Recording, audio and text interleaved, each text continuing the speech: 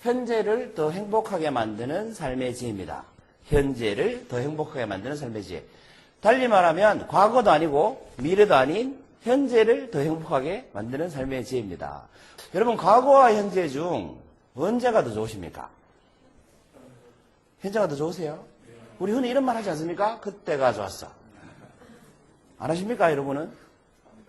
나는 태어나서 이런 말 한 번도 해본 적이 없다. 그때가 좋았어. 손 들어보세요.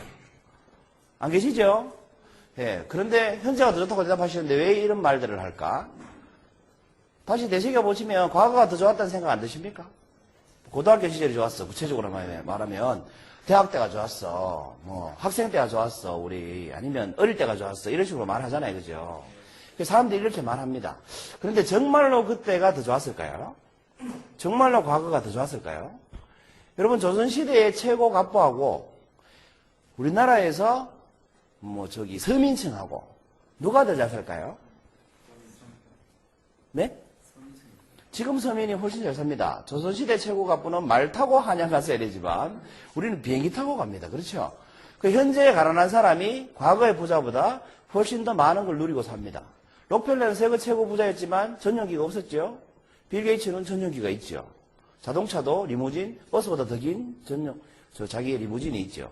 그러니까 관점에 따라서 달라질 수 있는데 우리는 살면서 그때가 좋았어 라는 말을 흔히 합니다. 그 왜 그러냐 하면 테스트를 한번 해볼까요? 여러분은 여러분의 기억이 정확하다고 생각하십니까? 5년 전에 있었던 일을 막 기억해서 얘기하잖아요. 그죠? 동창회 나가면 동창들끼리 있었던 얘기를 막 하잖아요. 그죠? 그러면서 뭐 어린 시절로 돌아갔다, 뭐 동심의 세계로 돌아갔다 이런 식으로 얘기를 하죠. 근데 그 동창회에서 나오는 얘기가 다 사실일까요? 정확할까요? 잘 모르겠죠, 사실은. 자, 테스트를 한번 해봅시다. 여러분, 아래의 단어들을 한 번만 읽어보세요. 속으로. 소리 내서 읽어볼까요? 자, 시작.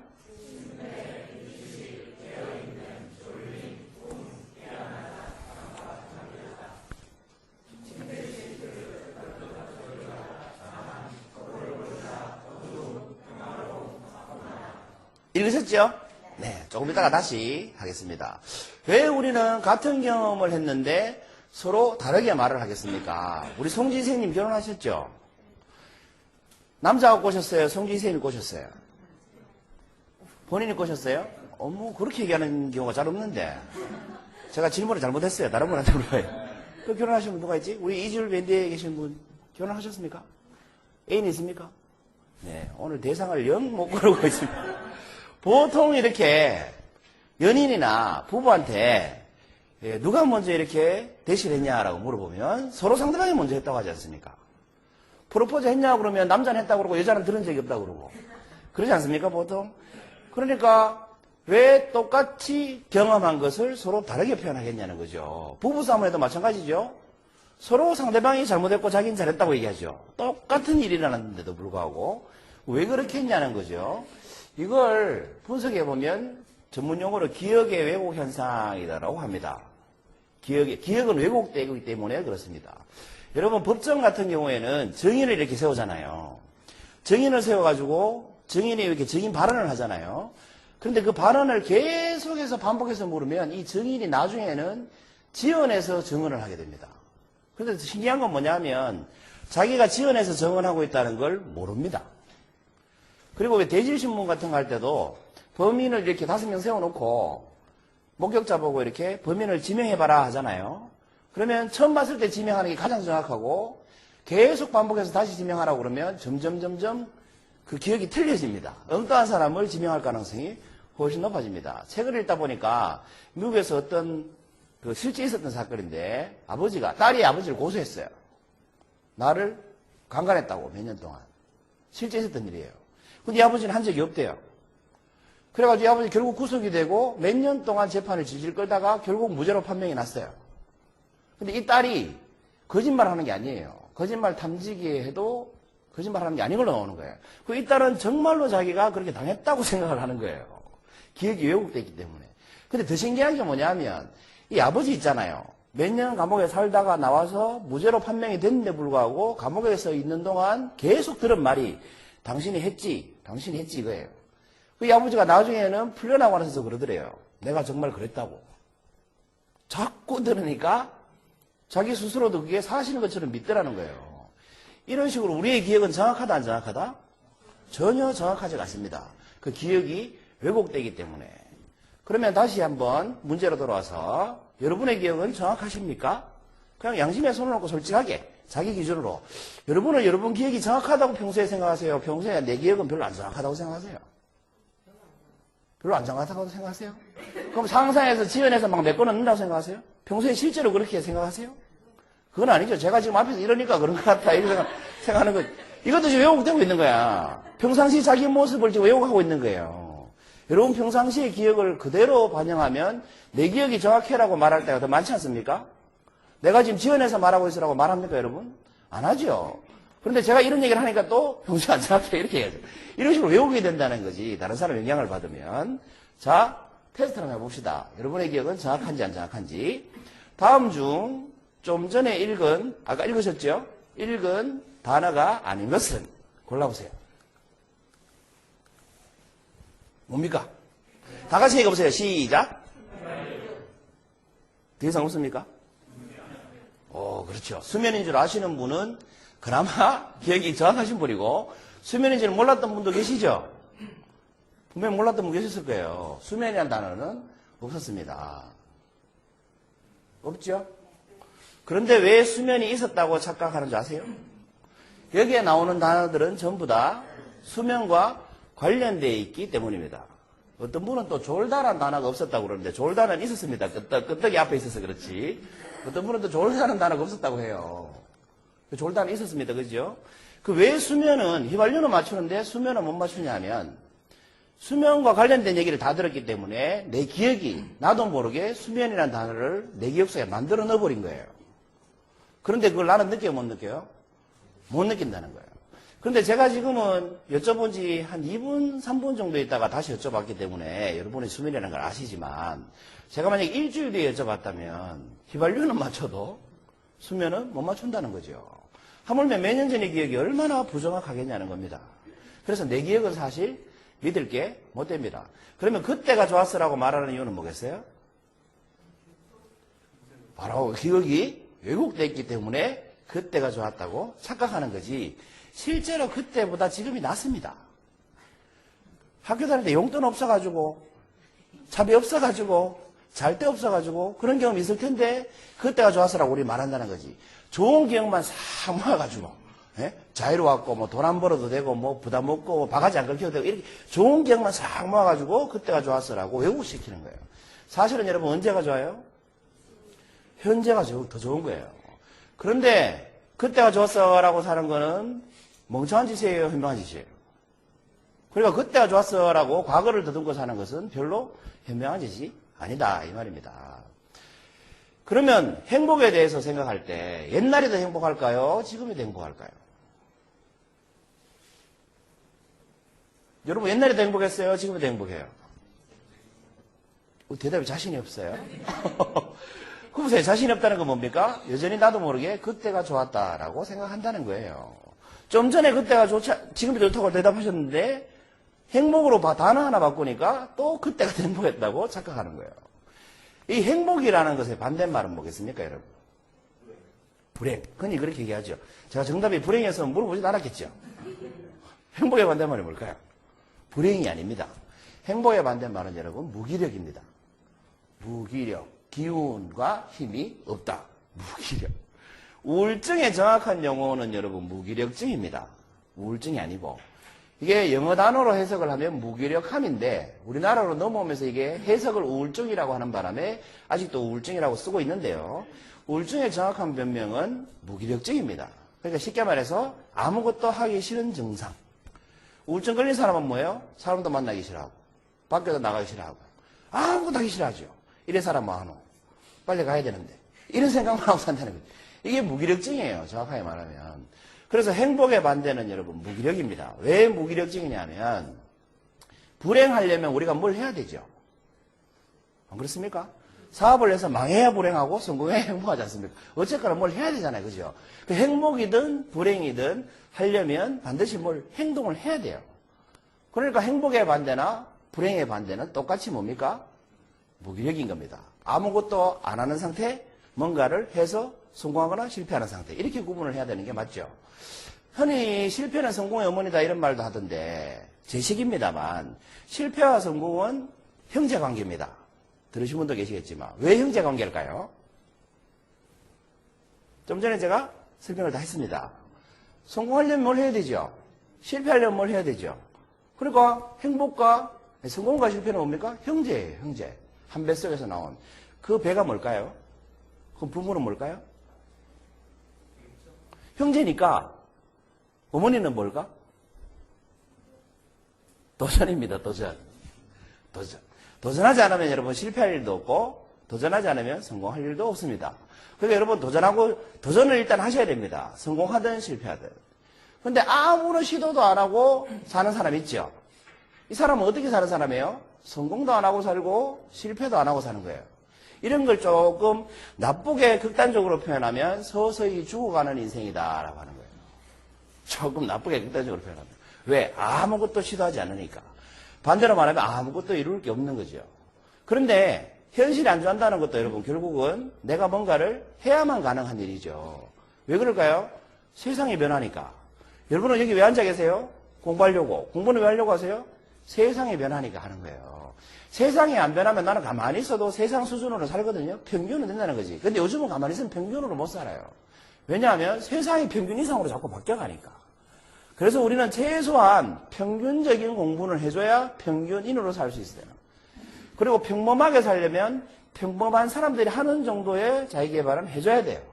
그런데 우리는 또 평범함에 대해서도 난 안 평범한 것 같아 라고 생각을 많이 하는 것 같아요. 이런 현상하고 똑같아요. 운전하실 줄 알죠? 운전하십니까? 대한민국에 운전하는 사람이 100명이라면 본인의 운전 실력은 몇 프로 안에 드는 것 같습니까? 상위 1%. 비웃고 계십니다. 운전하십니까? 장롱. 운전하십니까? 박사님. 네. 몇 프로 안에 드는 것 같습니까? 본인 운전 실력이. 30% 안에. 그 10명 중에 3등을 한다는 거지. 선생님 운전하십니까? 노선생님. 예. 몇 등 정도 하십니까? 100명 중에 몇 등? 운전 실력이 30% 안에 든다. 그렇습니까? 운전하시는 분 손 들어보세요. 다 들어본 적 들어보세요. 이 중에 나는 운전 실력이 한 50% 이하다. 손 내려보세요. 한 번 내려. 다 내리세요, 이제. 신기하죠? 여러분, 손을 10분 정도 드셨다 치면, 한 분 빼고 9분은 다 30% 안에 든대. 이게 가능합니까, 이게? 이게 논리적으로 가능합니까? 상대평가잖아요. 분명히 일반인 사람 다 모으면 등수가 1등부터 10등까지 나올 텐데, 다 자기가 30% 안에 든다는 거죠. 이거는 있을 수가 없는 일이죠. 사람들은 평균, 자기 실력이 다른 사람보다 낫다고 착각하고 산다는 거죠. 그래서 욕을 한마디 얻어먹으면 굉장히 민감한 반응을 보인다는 거죠. 자기가 생각하는 실력보다 이하칭을 받는다고 착각하기 때문에. 이런 것들 다 뭡니까? 기억의 착각입니다. 사실은 그렇지가 않아요. 그래서 어쨌거나 그때가 좋았어라는 말은 기억의 왜곡 현상이고 지금이 더 불행하다고 느끼는 것도 사실은 기억의 왜곡 현상이고 불행이라는 말은 사실 행복의 반대가 아니라 무기력이 행복의 반대다 이 말입니다. 그렇다면 이 행복이라는 것은 과정이겠습니까? 결과겠습니까? 예를 들어 차를 사고 싶어요. 그 차를 한 대 샀어요. 샀는 이 순간이 행복일까요? 아니면 차 사기 직전까지 돈 모으는 상태가 행복일까요? 대답은 그렇게 하시죠. 그렇죠. 근데 실제로는 사고 나야 행복하다고 생각하시죠. 그렇지 않습니다. 사기 전까지 모으는 과정이 행복인 겁니다. 왜냐하면 이 시골에서 박경철 씨가 그런 말을 했는데 모든 간절함은 이루기, 소유하기 직전 상태거든. 소유한 이 순간 다음부터는 뭡니까? 간절함이 사라지죠. 간절하지 않은 것은 애착이 가지 않아요. 당장 여러분의 차를 생각하시면 됩니다. 여러분 새 차 뽑으셔가지고 중고차를 하더라도 차를 사시고 난 다음에 몇 개월 동안 열심히 닦으셨어요? 뭐 길어야 3개월. 그렇지 않나요? 3개월 동안은 거의 매주 세차하죠. 뭐 한 달 동안은 매일 닦고. 근데 3개월 좀 지나면 안 닦기 시작하고. 새 집으로 이사 가면 몇 개월 정도 일찍 퇴근하세요? 그 집에 빨리 가고 싶던가요? 한 3개월 지나면 집이 작아지기 시작합니다. 이게 30평이 20평으로 막 느껴지고 그 과정에 또 2달밖에 안 됐는데 새 집으로 이사 간지 50평 사는 친구 집에 한번 놀러 갔다 왔다. 바로 작아집니다, 집이. 그렇지 않아요? 그러니까 모든 행복은 다 과정에 있어요. 모을 수 있고 기대할 게 있고 희망이 있을 때 행복한 거지. 그걸 소유하고 나는 순간 뭡니까? 행복하지 않아요. 그러니까 소유하는 순간 우리는 이렇게 생각을 하게 됩니다. 내자로 당연하지.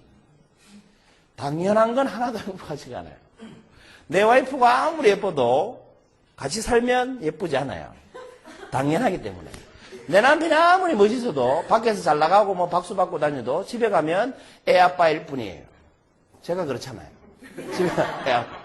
밖에 나가면 박수 아무리 받아도 집에 가면 애 아빠. 한국을 공부 안 시킨다고 갈굼당하고 막 이렇게 살아요. 왜 아직도 한글을 모르냐 이거지, 아들이. 이번에 학교 가야 되는데 3월달 입학하거든요. 근데 아직 한글을 몰라요. 제 친구를 만나서 이런 얘기를 했더니 자기 아들 얘기를 하더라고요. 아들 얘기를 하는데 뭡니까? 그 서울에 그 외국인들 모여 사는 데를 뭐라 그러죠? 이태원에 살거든, 그 친구가. 그 초등학교를 보냈대요, 아들을. 보냈는데, 반에서 한글을 못 된 애가 딱 자기 아들하고 한 명 더 있더래요. 그런데 그 자기 아들 말고 그 못 된 애 있잖아, 한글 못 된 애. 걔는 부모가 다 외국인이래. 그 외국인 자녀인 거야, 얘는. 그 한국인 중에는 자기 아들 빼고는 한글 모르는 애가 한 명도 없더래요. 지금 그런 현실이에요. 그러니까 집에 가면 애 한글 가르쳐야 되는 아빠로 살아요. 이런 식이라는 거죠. 그러니까 행복은 분명히 뭡니까? 과정이라는 겁니다. 앞에 보시는 펠푸스라는 사람 있죠? 금메달이 지금 몇 개 걸려 있습니까? 10조 샬리면 됩니다. 몇 개요? 8개. 베이징 올림픽 때 8관왕 했어요. 수영. 이 사람이 런던 올림픽 때 몇 개 땄어요, 금메달? 4개 땄어요. 은메달 1개. 메달 5개 땄는데 4개, 1개 땄어요. 이 사람이 총 땄는 금메달 개수가 22개예요. 올림픽 기록을 딱 뽑아보니까 이 사람보다 금메달을 많이 딴 나라가 선수 말고 나라가 11개밖에 없더랍니다. 이 사람이 한국화에서 자기 혼자 딴 금메달 숫자가 나라로 쳐서 12등인 거예요. 얼마만큼 금메달을 많이 땄는 줄 알겠죠? 블로그에 보니까 어떤 사람이 이렇게 써놨대요. 야, 우리나라에 태어났으면 연금만 해도 얼마야? 금메달 하나 곱하기 얼마 이렇게 나오죠, 매년. 연금해도 얼마냐 이렇게 막 써놨대요. 우리나라 선수들 올림픽에 금메달 하나 따면 얼마 나옵니까, 연금? 120밖에 안 나옵니까? 얼마 안 되네. 뭐 아무튼 나온다는데, 그죠? 근데 이 사람이 말입니다. 베이징 올림픽 때 금메달 8개 땄을 때, 그 전에 6개 땄어요. 그 전 올림픽 때. 그리고 베이징에서 8개 땄어요. 정말 기뻤겠죠. 근데 베이징에서 8개 따고 런던 올림픽 되기 전까지 4년이잖아요. 4년 동안 마음이 행복했을까요? 덜 행복했을까요? 또 8개를 딸 수 있겠습니까? 또 8개 이상을 따야만 더 행복하겠죠. 그런데 더 이상 8개 이상을 딸 수가 없잖아요. 그래서 처음 8개 딸 때보다 덜 행복하다는 거예요. 8개를 따고 나면. 그러니까 뭡니까? 행복은 메달을 딴 상태가 아니고, 딴 이후가 아니고, 따기 전까지의 상태인 거예요. 그렇죠? 그러니까 여러분 뭔가를 아직 이루지 못하셨다는 것은 뭐 할 기회가 많이 남았다? 행복할 기회가 많이 남은 거예요. 내가 아직 갖지 못한 게 많다는 건 뭡니까? 행복할 기회가 많다는 거예요. 다 가진 사람이 덜 행복하죠. 자살률은 선진국일수록 높죠. 가진 게 많은 사람일수록 자살을 많이 하죠. 입에 풀칠하기 힘든 사람이 자살합니까? 먹고 사는 게 목표인데. 먹고 사는 게 목표인 사람은 죽지 않아요. 먹고 사는 게 해결이 된 사람이 죽지. 그렇지 않습니까? 그러니까 여러분, 많이 가졌다는 것은 결코 행복한 게 아니에요. 가질 게 많다는 게 행복한 거지. 그 결론을 내봅시다. 현재를 더 행복하게 사는 지혜는, 이게 목차 1이었잖아요. 현재를 더 행복하게 사는 삶의 지혜는 그럼 뭐겠습니까? 이렇게 사는 겁니다. 코끼리처럼 사는 게 아니고 모기처럼 사는 겁니다. 지구상에서 가장 크고 힘이 센 동물은 코끼리죠. 그렇죠? 그런데 인간을 가장 많이 죽인 동물은 가장 힘이 세고 큰 코끼리입니까? 아니면 눈에 잘 보이지도 않는 모기입니까? 모기 때문에 엄청나게 많은 사람이 죽었습니다. 알렉산더 대왕이 모기한테 물려 죽었잖아. 세계 정복하고 모기한테 물려 죽었잖아. 정말 허탈하지 않습니까? 그래서 인간을 더 많이 죽인 것은 코끼리가 아니고 모기라는 겁니다. 왜 이런 말씀을 드리냐면, 읽어보세요. 시작. 이게 아프리카 속담이에요. 일상을 행복하게 사는 지혜도 이와 같습니다. 우리는 뭔가 큰 걸 이루어야 행복하다고 착각하는 거예요. 코끼리 잡아야 행복하다고 착각한다고. 사실은 코끼리 잡아서 행복한 게 아니고요. 조그만 방 안에 누워서 앵앵거리는 모기 한 마리 잡았을 때가 더 행복하다는 겁니다. 코끼리는 크기 때문에 언제든지 피해 다닐 수 있지만 모기는 작기 때문에 피해 다니기가 힘들어요. 여러분, 누가 나한테 여기 만났는데, 그죠? 오늘 처음 만나신 분들 계시죠? 근데 다음 주에 오셔가지고 또 만났어요. 근데 그분이 나한테 캔커피를 하나 다 갖다 주면, 지난주에 반가웠어요 하면서 주면, 그건 정말 행복한 일이죠. 그렇지 않습니까? 나한테 차 한 대 안 사줘도, 캔커피 하나 사줘도, 그건 정말 행복한 일입니다. 여러분, 대구로 돌아가시면, 잘 갔다 왔어 라고 말하는 사람이 있겠죠? 그게 누가 됐든 간에. 그건 모기예요, 코끼리예요? 그게 모기인 거예요. 그런 것이 행복한 거예요. 그런데 막 예쁘게 차려입고 정장 입고 나를 금유환영하듯이 맞이해주지 않았다고 해서 불평하면 된다 안 된다? 안 된다는 거예요. 이 사소한 것이 여러분 우리가 사는데 행복을 만드는 가장 훌륭한 지혜인 겁니다. 이 자리에 무사히 올 수 있었다는 것도 행복이고 내 뒤에 악수할 사람이 있다는 것도 행복인 겁니다. 그렇죠? 제가 강의할 때 늘 그런 생각을 해요. 지휘텔링을 지금은 이제 20명 이렇게 오십니다만 뭐 초창기에는 2명 앉아있고 막 그랬어요. 1명 있을 때도 있고 막 그랬어요. 그것도 친구 둘이 앉아있고 막 그랬어요. 뭐, 다른 사람 1명 안 오고 이럴 때도 있었어요. 그런데 생각이 이렇더라고. 아, 이 2명한테 하려고, 2명한테 내가 강의하려고 이런 생각을 하면 항상 마음이 안 좋아요. 그런데 들어줄 사람이 2명 있다라고 생각하면 항상 기분이 바뀌어요. 여러분, 20명 앉혀놓고 강의를 하는데 15명이 자잖아요. 그럼 15명이 눈에 띄어요. 그렇지만 들어주는 5명을 생각하면 15명은 눈에 띄지 않아요. 거꾸로 이렇게도 가능해요. 20명 앉아있는데 1명이 졸고 있잖아요. 그럼 그 1명이 더 신경 쓰입니다. 들어주는 19명이 신경 쓰이는 게 아니고 안 듣는 1명 때문에 굉장히 신경이 쓰입니다. 강의 시간 내내 2시간 특강이다. 끝나고 나서 집에 가서도 계속 생각합니다. 그 인간은 도대체 왜 잤을까? 계속 그 인간 생각만 합니다. 근데 들어주는 19명 생각을 하면 정말 내가 훌륭하게 잘하고 온 건데 안 듣는 1명을 생각하기 때문에 불행한 거예요. 이해되시죠? 그래서 현재를 더 행복하게 사는 방법은 기억의 왜곡을 무시하고 현재 내가 누릴 수 있는 어떤 요소, 코끼리 같은 요소 말고 모기 같은 요소를 잘 찾아내면 현재를 행복하게 살 수 있습니다.